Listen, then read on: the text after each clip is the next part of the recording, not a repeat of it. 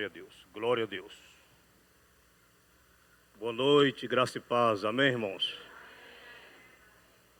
Que bom poder estar aqui novamente com os irmãos. Essa semana quase que eu fui arrebatado antecipadamente. Passamos por uma enfermidade bem terrível, mas Deus nos deu liberdade de sermos recuperados. E eu louvo a Deus por estar aqui. Temos aqui hoje conosco, não só essa igreja maravilhosa que está aqui já presente há muito tempo, mas temos a nossa igreja Novo Milênio.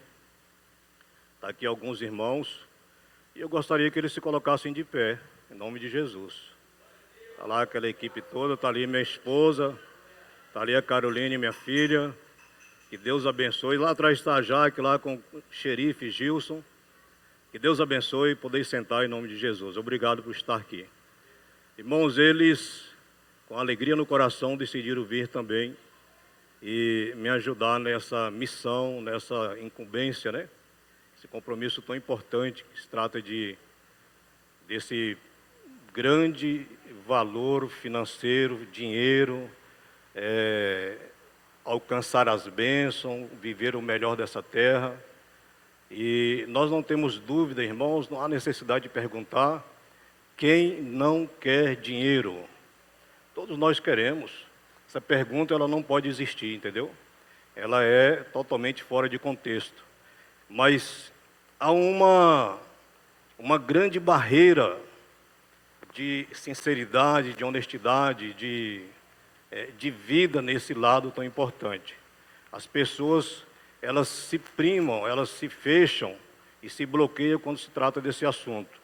Inclusive, até para nós pastores falar sobre esse assunto tem sido às vezes meio difícil, porque o nosso país, a nossa nação, ela é uma nação que nasceu já debaixo desse peso de sofrimento, de ganhar migalhas, de receber migalhas e de viver de migalhas.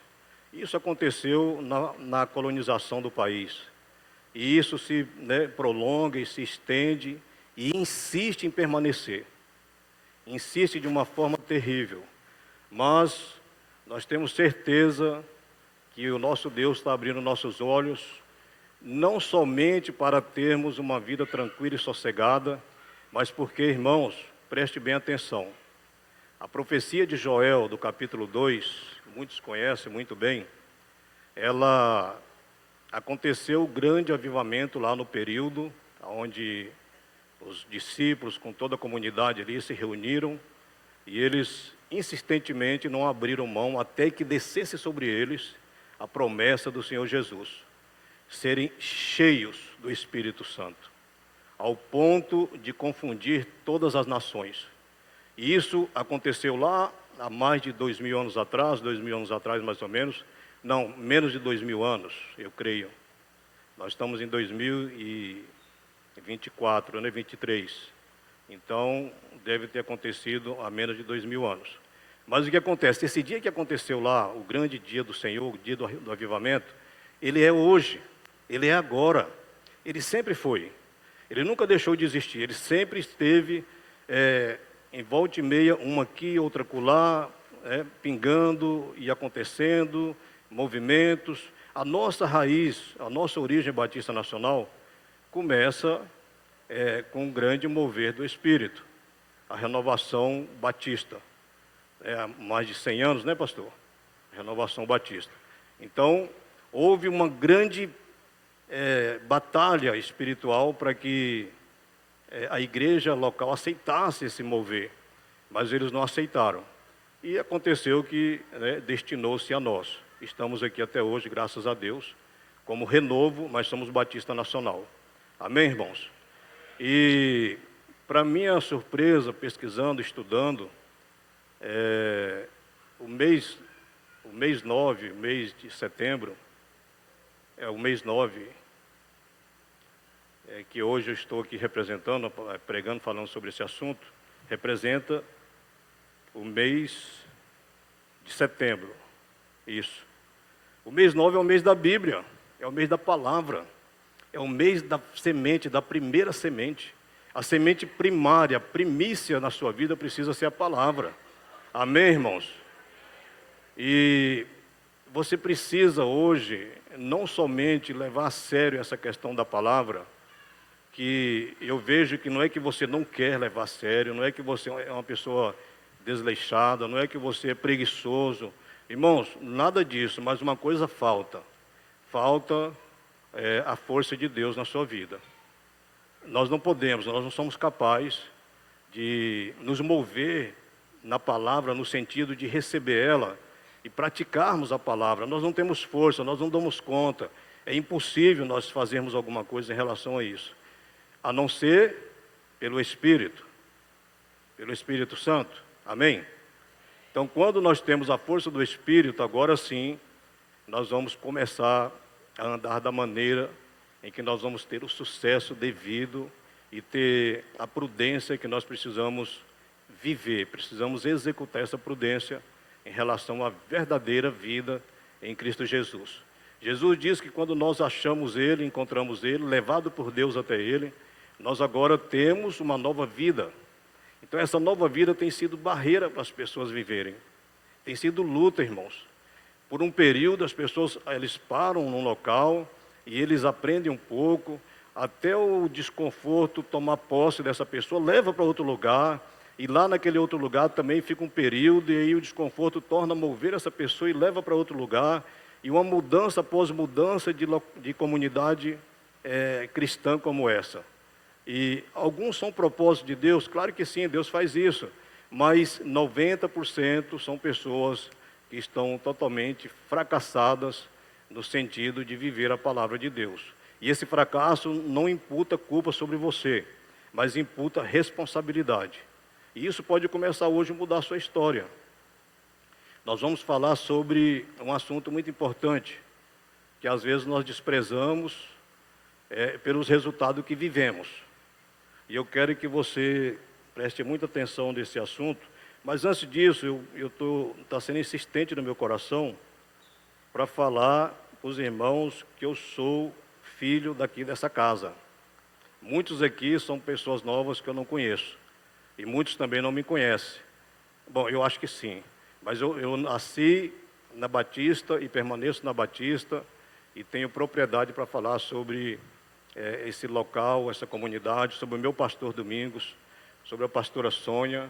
E Deus foi tão maravilhoso, um pouco mais na minha vida, que me concedeu, né, o nosso primeiro filho, genro, que é o Heber, filho do pastor Domingos, casado com a Jéssica, minha filha. Alguns irmãos acho que não sabiam disso aqui, mas eu sou o pai da Jéssica, e agora temos 2 novos membros maravilhosos, que é a Luísa e o Joaquim. Irmãos, que transformação na nossa casa, na nossa alegria, na nossa paz, na nossa dinâmica de vida, mudou totalmente.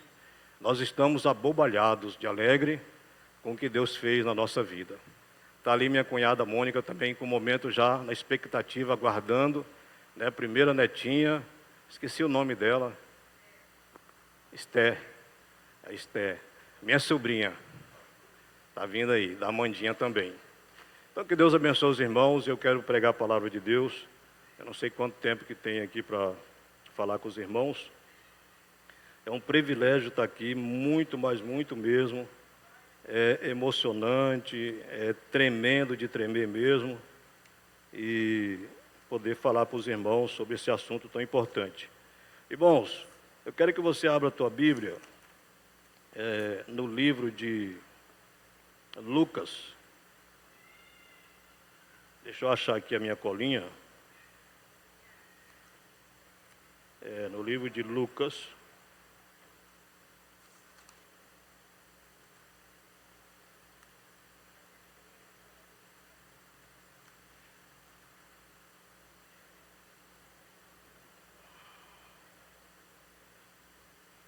Lucas, capítulo de número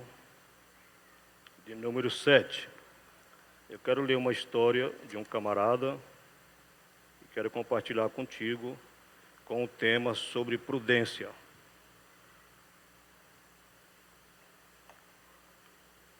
Aí você pode pensar, o que tem a ver com a semente? Você vai saber. Amém?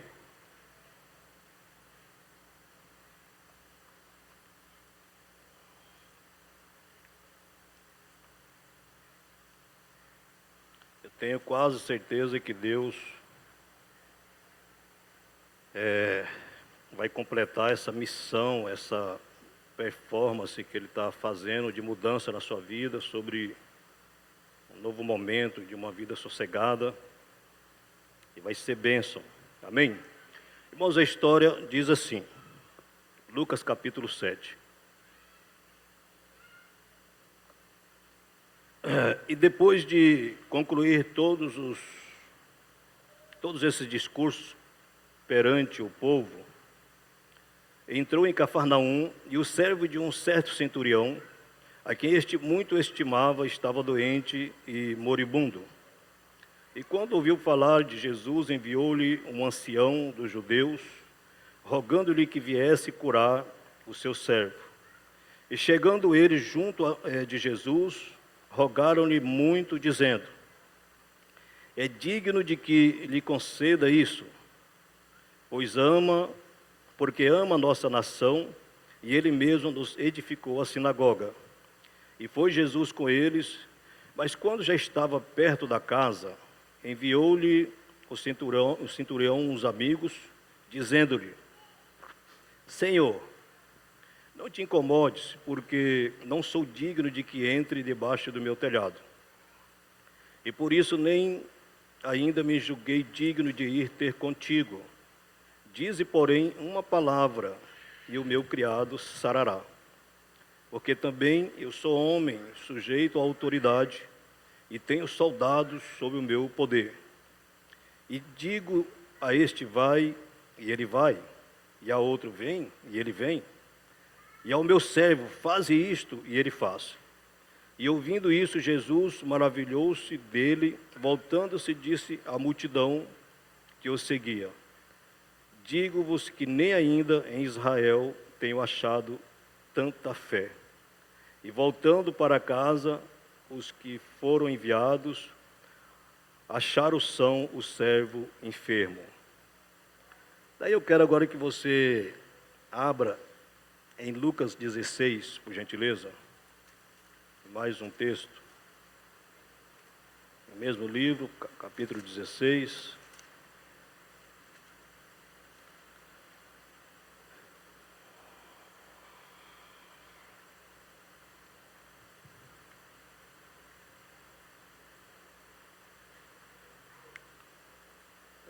Eu quero ler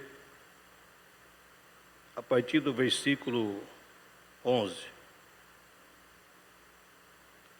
Pois se nas riquezas injustas não fostes fiéis, quem vos confiará as verdadeiras? Se no alheio não fostes fiéis, quem vos dará... Se puder baixar um pouquinho o retorno aqui, por gentileza, não entendo bem disso não, mas acho que é isso. E se no alheio não fostes fiéis, quem vos dará o que é vosso? Nenhum servo pode servir a dois senhores, porque ou há de aborrecer a um e amar o outro, ou há de chegar a um e desprezar ao outro. Não podeis servir a Deus e ao dinheiro, a mamon. Aqui no 16, capítulo 16 de Lucas, conta a história, irmãos, preste bem atenção, de um certo funcionário que tinha o seu patrão, empreendedor, e esse camarada, ele tirava o que não era dele de forma ilícita, e ele vivia de forma regalada, vivia de forma muito celebrante, tinha dinheiro para tudo, para ter o melhor que poderia se comprar. E é denunciado para o patrão. E o patrão agora passa a responsabilidade para ele, falou: não dá mais, você vai ser demitido porque você faltou com a verdade, você está me roubando. E daí esse servo, ele entra em total crise, ele falou: agora eu estou perdido. O que será de mim? Eu não sei fazer outra coisa.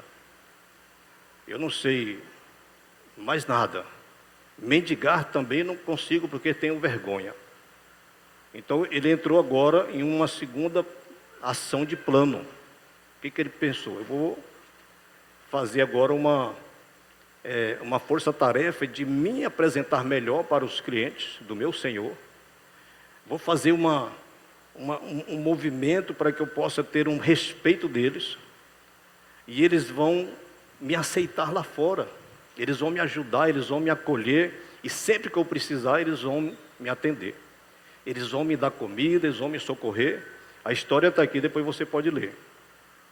E aí ele pega e chama, faz uma reunião com todos os credores, com todos os endividados lá do seu patrão, e chama um por um, senta, vamos ver quanto você deve. Eu devo tanto, então escreve menos aí 20%, eu devo tanto, escreve aí menos 50%, e assim ele foi fazendo aquela, vamos dizer, ele foi fazendo alianças com aquelas pessoas pela desonestidade, a segunda ação de desonestidade.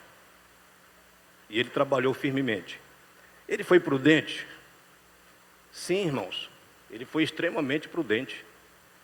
Só que a prudência dele estava numa locomotiva errada, num mecanismo reprovado pela lógica, pelo normal.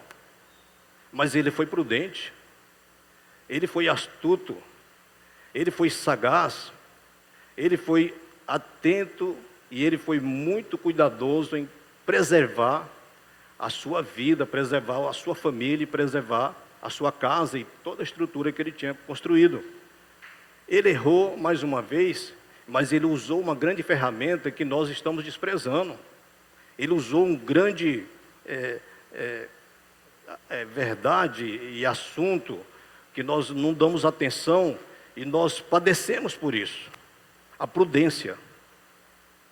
Prudência é virtude que não pode faltar na vida do cristão. Você não pode abrir mão desse grande poder que vai te levar a ter o verdadeiro sucesso dentro da palavra e dentro da vida com Jesus. A prudência. O primeiro texto que nós lemos também trata de um camarada prudente. Honesto, íntegro, correto, anunciado por todos e visto por todos.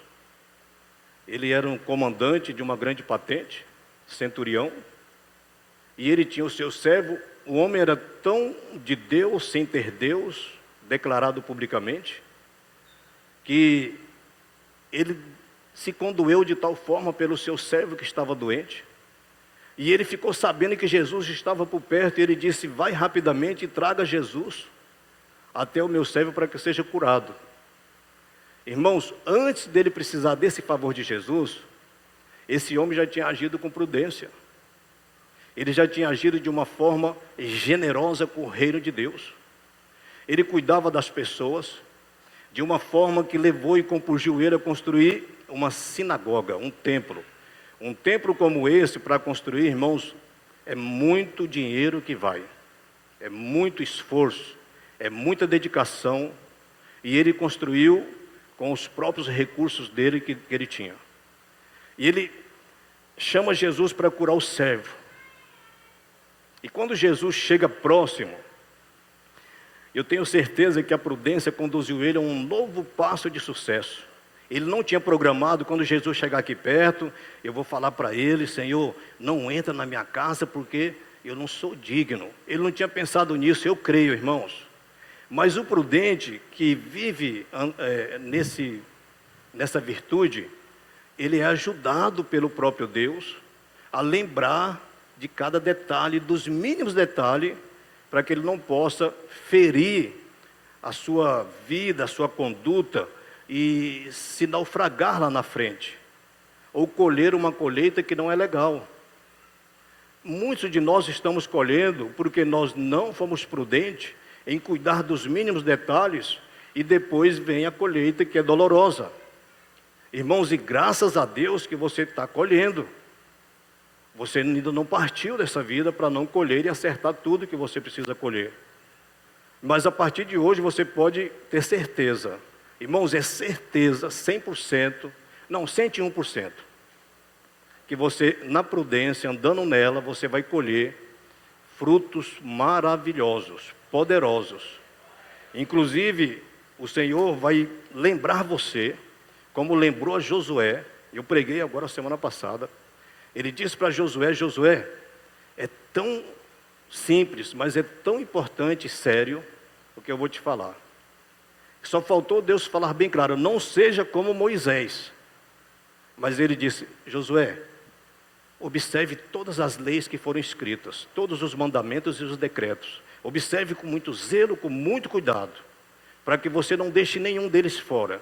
Porque agora você assume a liderança para que você vá e leve o povo à terra que mana leite e mel. Josué está levando uma nação. Aí você pensa: pastor, mas eu não sou Josué e eu não tenho uma nação para levar. Querido, eu vou te falar uma coisa para você.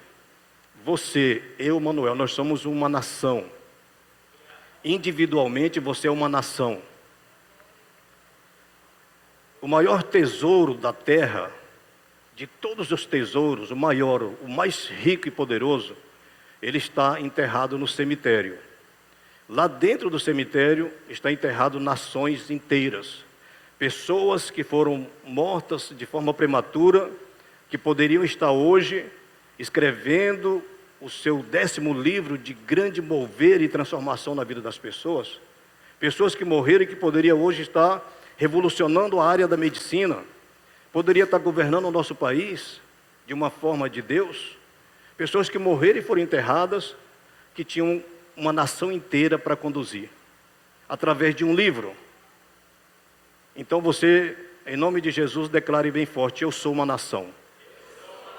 E eu preciso da ajuda de Deus para conduzir essa nação. Aleluia. Para uma terra santa e segura, abençoada. Daí o que acontece, irmãos? Jesus aproxima, voltando aqui a nossa verdade do assunto. Aproxima da casa e ele vai de encontro. Aliás, ele pede para que outras pessoas vá até Jesus. Nem ele não foi. Vá até lá. Irmãos, isso é prudência. Muitas das vezes nós entramos em lugares que nós não somos permitidos a entrar, quando se trata de ajudar uma pessoa, de cuidar de uma pessoa, de como cuidar dessa pessoa. Às vezes você é para ir cuidar sim, mas como você entra e trata do assunto com ela, você foi proibida de estar lá. Porque você não tem a sua vida resolvida e quer tentar resolver a do outro. Então você está proibido. O que ele disse? Eu não tenho a dignidade de estar na frente de Jesus para falar nem esse outro recado para ele. Vou enviar outras pessoas para falar. E ele envia outras pessoas para falar. Isso é prudência. E daí vai as outras pessoas e falam: Senhor, o meu Senhor, ele diz que não é digno de que o Senhor entre na casa dele. Daí ele aproxima junto com o grupo e ele diz: Senhor, eu sou comandante, eu entendo de toda essa questão de autoridade, sou submisso a patentes acima de mim, e tenho também submissos abaixo da minha patente. Agora ele chega até Jesus, é como uma aldeia de índio. Primeiro tem que chegar aquele que recebe, depois chega o chefe da aldeia. E agora ele chega e fala: eu posso ter certeza, não tenho dúvida, que o Senhor dá um comando daqui. Não preciso o Senhor ir na minha casa, o meu servo será curado. E agora Jesus dá o comando, e exatamente naquela hora o servo é curado. Agora, a grande chave, irmãos, para essa cura, para alcançar este milagre, é fazer a vontade do Senhor. É fazer a vontade de Deus. É você se render ao que o Senhor Jesus estabeleceu para você. Nós não podemos ficar meio termo, nós não podemos ficar de forma imparcial, ou de forma aleatória, ou de forma duvidosa na questão do reino e da palavra. Nós não podemos, isso é proibido, nós precisamos ser literalmente decididos nessa questão. Aí volto a repetir para você: a sua falta de força de viver um evangelho pleno, é Deus que vai te dar essa força. É Ele.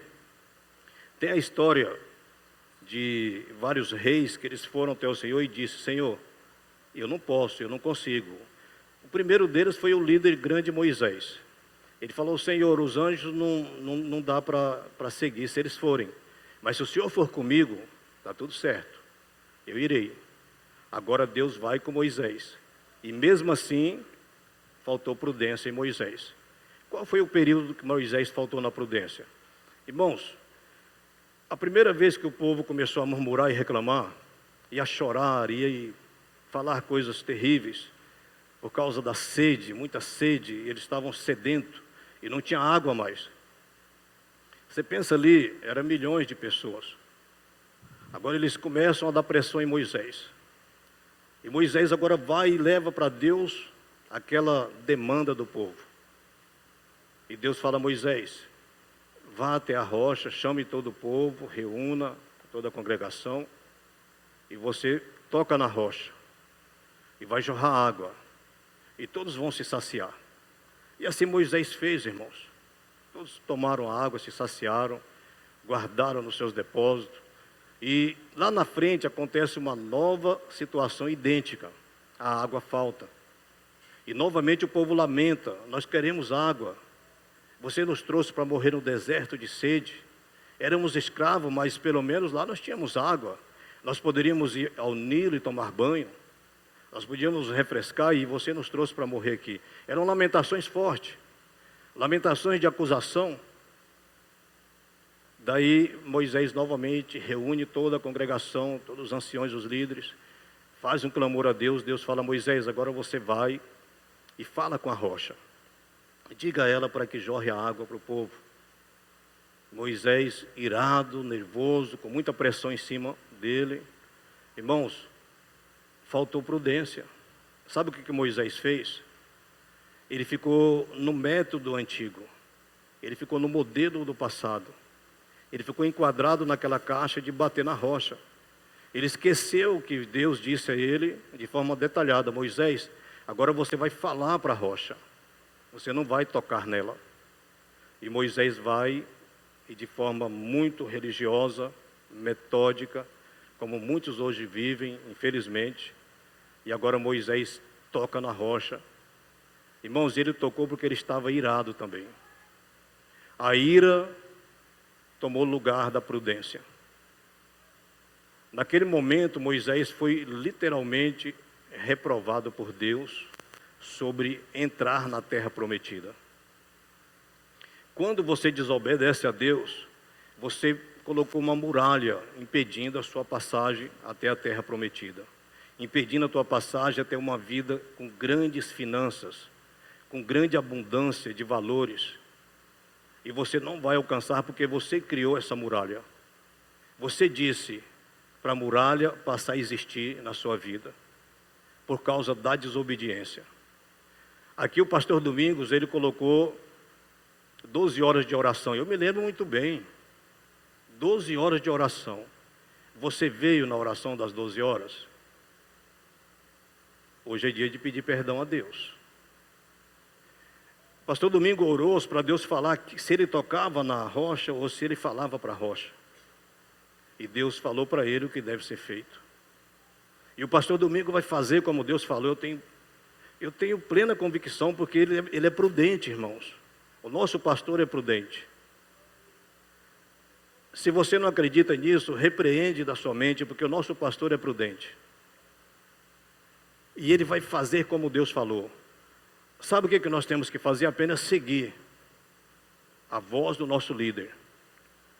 E nós vamos ajudar ele a continuar mais prudente, mais convicto, mais firme. Irmãos, prudência é ser resiliente. Prudência é ser tranquilo e calmo, pensador antes de decidir qualquer coisa.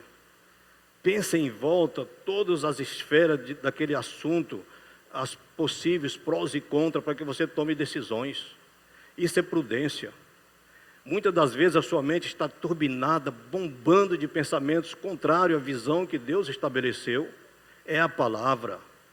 E você precisa ser prudente e colocar tudo no lugar certo. Ei, peraí, o que o pastor Domingo disse? Vou colocar aqui desse lado da direita. Meus pensamentos vou colocar do lado da esquerda. Tem nada a ver com política, irmãos. Colocar da esquerda. E novos assuntos que chegarem, vou colocar da esquerda também. E vou ficar aqui, observar tudo o que está acontecendo. Com muito cuidado, zelo e oração. Jejum. E orando. Quem já jejuou pelo menos uma vez esse ano? Não, de forma séria, estou falando para ele. Uma vez esse ano. Irmãos, pouca gente. Ah, porque jejuaram mais, pastor. Esqueci. 2 vezes. Diminuiu, pastor. Achei que era... Irmão, jejum e oração. Jejum e oração só pode ser alcançado através de prudência. E eu tenho certeza que se falar quantas vezes você pensou em jejuar, vai levantar a mão todo mundo. É certeza, irmãos. Todo mundo quer jejuar, quer orar, quer estar junto na pegada, igual o pastor faz. E eu quero, você quer, nós queremos. É verdade ou não é, queridos? Ah, não é verdade. É verdade ou não é, irmãos? Fala, eu quero jejuar. Eu quero orar mais. Eu quero ler Bíblia. Eu quero ter o meu cesto cheio da palavra, cheio da semente. Porque eu quero plantar a semente. Irmãos, você pode ganhar um mendigo para Jesus e esse mendigo se tornar o grande, mega empresário de Cuiabá. E não é moeda de troca, querido. Ele vai ser generoso com você. Ei, é terra fértil. Irmãos, ele vai ser generoso de alguma forma. A maior generosidade, ele vai dar graças a Deus todos os dias pela sua vida. A maior de todas. Fala, Senhor, Tu é lindo. O Senhor enviou lá o pastor Rafik para me ajudar. O Sérgio. E eu fui socorrido por ele. Sérgio é um cara que faz isso bastante. Atrás da galera por aí. Onde ele passa, ele vai pregando. Pregou lá para o Gilson. Pregou para minha prima. Ele prega para mim. Ele prega para todo mundo. Glória a Deus, né, Sérgio? A glória do Senhor. Daí, irmãos, a prudência faltou com Moisés. Deus disse, Moisés, você não vai poder, vai ter que trocar a liderança, agora acabou, não dá mais, você feriu o nosso compromisso. Essa sentença veio sobre Moisés porque não havia, irmãos, possibilidade de instrução, de cuidado, faltar para Moisés. As experiências que ele teve com Deus, toda a tratativa entre ele e Deus, tudo que Deus fez e mostrou, presenciou para ele, o poder e a glória do próprio Deus, andou com Moisés no monte, esteve lá junto na presença, sinais miraculosos, tremendos aconteceram. Moisés não tinha motivo para entrar naquele caminho que ele entrou. Moisés recebeu uma culpa, uma condenação. Eu não estou aqui diminuindo, aumentando sobre Moisés, é verdade, está escrito. E graças a Deus que assim é, irmãos, porque o nosso Deus é justo. Ele é justo. Ele é fiel. O que você plantar, você vai colher. Fala assim, o que eu plantar, eu vou colher. Por isso, eu vou ser prudente. Em nome de Jesus. Eu quero ler mais um texto com os irmãos. Em Provérbios, você pode abrir no capítulo 14, por gentileza.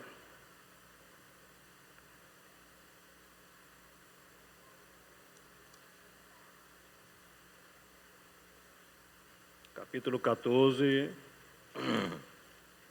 versículo 8. Diz assim, a sabedoria do prudente é entender o seu caminho, mas a astutícia dos tolos é enganar. Irmãos, a palavra é fiel. Ela vai te levar seguro, se você assim aceitar essa verdade. O caminho do prudente é de sucesso, é de segurança, é de equilíbrio, é de coragem. Você vai ter coragem de dar passo no escuro. Você vai terminar o seu período de medo, o medo que te deixa desesperado. Apesar de que o medo é uma grande ferramenta de Deus para a nossa vida. O medo nos traz grandes benefícios, no sentido de nos precaver. Mas estamos falando, irmãos, de passos de Deus, passos poderosos. Os seus filhos, a sua família, a sua descendência precisa de você. Depende das suas argumentações, depende das suas expressões, de forma que vai motivá-los. Eles não querem mais ouvir reclamação, murmuração, o choro dentro da casa, assuntos que provocam dúvidas sobre o que a palavra diz que nós somos. E esses assuntos são dívidas, são problemas financeiros, são problemas que deixam para baixo o casal e até traz um grande número de separação, de divórcio devido ao desgoverno financeiro. Às vezes tem irmãos que vêm para o culto e acham que está passando por uma prova de Deus. Não é, querido, você está faltando com a prudência. Você vem sem janta e volta sem janta, e às vezes não tem nada para você jantar. Já aconteceu isso comigo, de não ter o que comer e Deus abençoar de alguma forma. Até que eu aprendi sobre prudência, hoje não me falta nada. Na verdade, nunca me faltou dinheiro depois que eu aprendi sobre prudência. Nunca me faltou dinheiro. E às vezes eu não tinha uma moeda de 5 centavos, mas não me faltou, porque não mudou o meu comportamento. O dinheiro só falta quando ele não está na sua vida e você se transforma. Você fica diferente, agora você não é mais a mesma pessoa. Você agora começa até ir para os cantos, para os lugares fechados, começa a se separar, porque faltou dinheiro. Então o dinheiro falta para essas pessoas, quando mudam o seu comportamento. Mas quando você não tem dinheiro e você continua sendo a mesma pessoa, tranquilo, sossegado, feliz, devocional com Deus, glória a Deus, aleluia, servindo na igreja, às vezes com o estômago colado nas costas, mas está ali firme, não te falta, irmãos. Paulo disse, eu aprendi a me conter com todas as coisas, a ter e a não ter, estar com fome e estar sem fome, a ter bastante e pouco, frio, estar sem roupa para trocar, ser perseguido de todas as formas, até mesmo pelos próprios patrícios. Então, todas essas coisas nunca mudou o comportamento de Paulo. A única coisa que mudava era quando ele lutava contra o pecado. Ele ficava muito triste quando as pessoas entravam em pecado. Eu fico triste. O pastor fica triste quando vocês pecam, quando nós pecamos. Quando eu falho, o meu pastor, certamente ele sente. Nós sentimos. A prudência, o caminho do homem. Saiu da página, voltando aqui. Versículo 8. A sabedoria do prudente é entender os seus caminhos. E o caminho do cristão é a palavra. Antigamente, antes de ser chamado por cristão, a nossa comunidade em Cristo, era chamado de o caminho. O caminho. Então, o caminho passou agora a ser chamado cristãos. Ali na igreja da Antioquia foi reconhecido como cristãos. Agora nós temos o caminho na nossa vida, nós somos esse caminho. Ei, o grande dia do último avivamento, de Joel 2, querendo você ou não, Deus vai te levar a aceitar e concordar. Você vai ter dias tremendos, dias de alegria financeira, dias de ter tantas liberdades financeiras, que você vai estar tão deslumbrante a buscar a glória de Deus, que os céus vai se abrir sobre todas as nações do mundo, e vai descer sobre nós o grande último avivamento. Logo após, isso é sobre toda a carne, irmãos.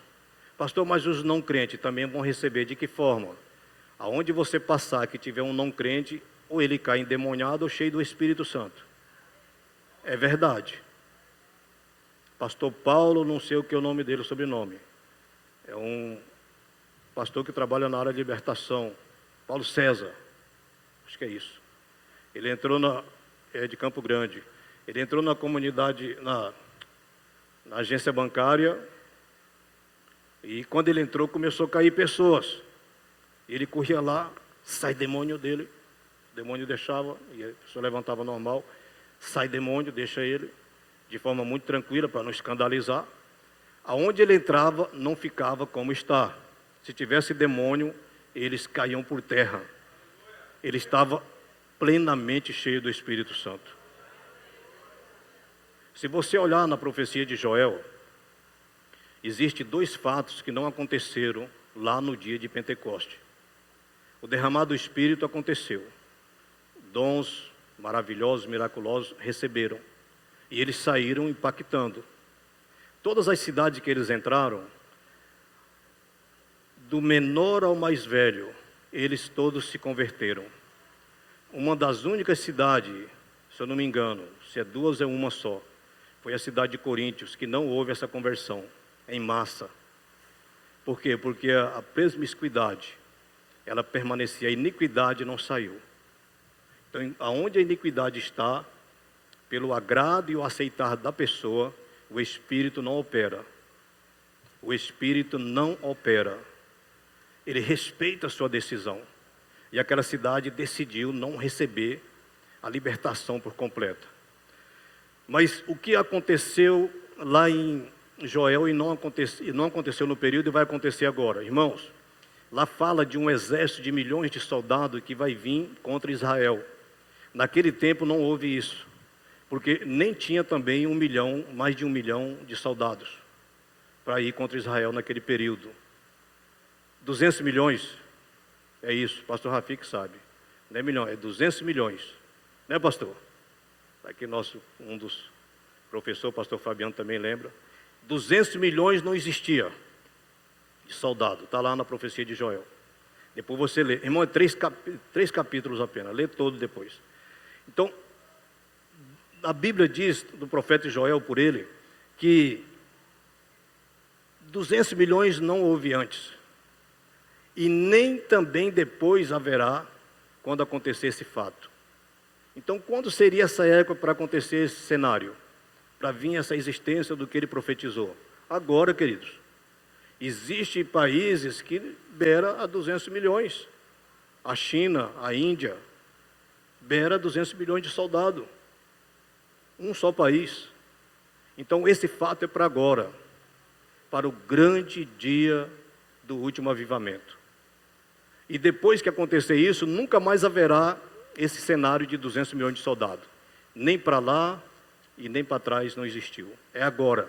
Então é um sinal muito forte de que nós estamos na iminência de um grande avivamento derramando sobre todas as pessoas dos 4 cantos da terra, e o grande mover de Deus vai acontecer. As pessoas serão impactadas através da sua vida que está na comunidade, que está no caminho. Mas para isso acontecer, irmãos, querido, vamos fazer aqui um raciocínio. É impossível, não tem lógica você vir para a igreja e começar aqui, buscar e buscar e buscar o Espírito e clamando: Senhor, eu quero, me batizo. O pastor põe a mão na sua cabeça e profetiza que você seja derramado o Espírito sobre a sua vida, que você seja batizado, e você está ali. No meio daquela oração você lembra de uma situação que está para acontecer amanhã, que você precisa arcar com valores financeiros. Você lembra que precisa comprar, que precisa pagar, que precisa resolver questões. Você lembra dos problemas, da dificuldade, às vezes problemas emocionais. E isso impede o agir do Espírito. Isso chama-se iniquidade. Isso chama-se iniquidade. Você está preocupado com as coisas. Não é que você quer, mas está dentro de você. Você não pediu para estar pensando nisso, mas está lá. Não tem espaço para 2 personalidades. Não tem espaço para os 2 senhores. Ou você agrada bem um e deixa o outro triste, e assim vice-versa. Agora, quando você resolver a sua questão financeira, que é agora, eu creio, em nome de Jesus. O pastor falou aqui, é verdade, muitas coisas que nós ainda não nos encaixamos é porque falta uma caverna de Adulão na sua vida. Procure a caverna de Adulão, querido. O que é a caverna de Adulão? Um propósito decidido com Deus. Senhor, eu só saio daqui enquanto resolver a minha questão da minha alma, do meu emocional. Eu não posso viver pendendo entre os 2 pensamentos. Eu sou teu filho, eu sou a tua igreja, eu sou o sacerdote, eu sou o sal, a luz, eu sou a noiva, eu sou herdeiro e co-herdeiro, sou mais que vencedor. O Senhor disse que é isso. Eu posso todas as coisas no Senhor que me fortalece. E isso não está sendo verdade em mim. E não é culpa do Senhor, mas é minha culpa. E eu sei agora, eu assumo essa responsabilidade. E eu quero resolver agora com o Senhor aqui, diante do Senhor. E Ele vai te ajudar, irmãos. Josafá, quando foi ameaçado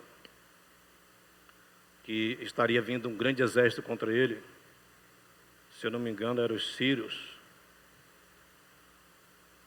estava vindo contra Josafá, uma ameaça de morte terrível.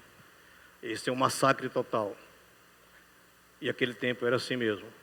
Não poupava-se nem criança, porque a própria descendência poderia depois se levantar contra a nação. Então ele ficou sabendo que estava vindo. Ele teve medo, irmãos. Medo para o lado da prudência. Olha só. Prudência. O que ele fez? Ele disse para Deus, com aquele sentimento de medo, ele falou: Senhor, eu não dou conta, eu não posso, eu não consigo, é impossível para mim. Nós não vamos jamais conseguir. Deus colocou no coração dele, chama toda a comunidade, do menor ao maior, e entre em jejum e oração. E eles entraram em jejum e oração. O que aconteceu? Deus falou: eu vou vencer por você, Josafá. E Deus venceu por Josafá. Irmãos, a sua nação precisa de ser protegida pelo Deus verdadeiro, pelo Deus que é forte e poderoso. Você é uma nação.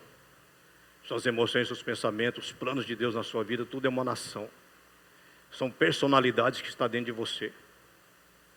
Personalidades espirituais que precisam vir à existência. A dádiva, o poder, a graça de Deus, a liberdade da palavra na sua vida, o sequenciar da palavra na sua vida, em Atos capítulo 2, onde o derramado do Espírito provou isso para toda a comunidade, por onde eles passavam. Quando esses dois vêm para cá, é sinal de que vamos parando, né? Estou ligado. Boa dica. Prudência, estou aprendendo sobre prudência. Então o que acontece, irmãos? Mas daí Atos não termina. Atos dos Apóstolos dá sequência, não tem ponto final. E você é essa próxima página do livro de Atos.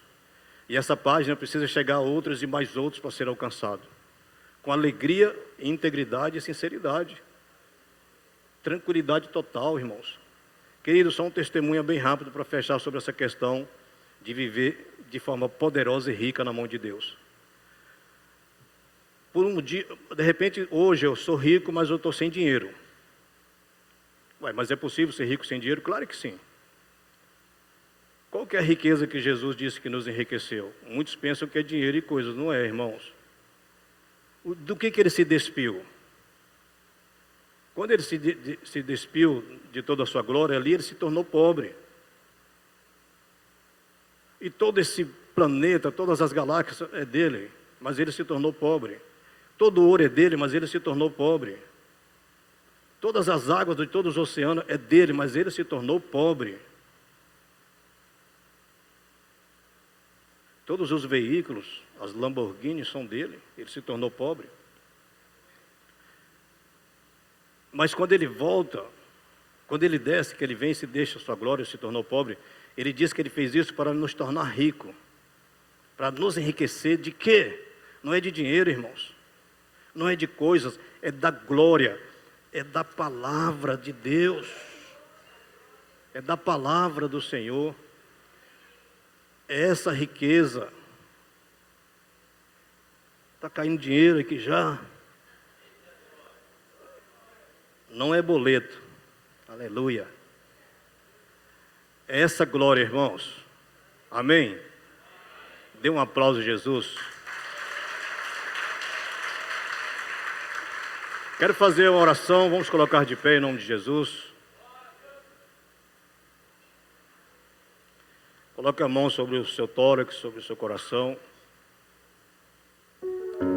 Repita assim comigo bem forte. Senhor Jesus, a partir de hoje, eu já estou declarando que eu não posso, eu não dou conta nunca vou conseguir se o Senhor não for comigo. Senhor Jesus, me ajuda. Eu quero e eu vou conseguir viver o que o Senhor está me dando hoje. Uma vida de prudência, vivendo essa grande virtude. Com certeza alcançarei os grandes propósitos para esta vida em abundância, em nome de Jesus. Amém. Dê um aplauso ao Senhor.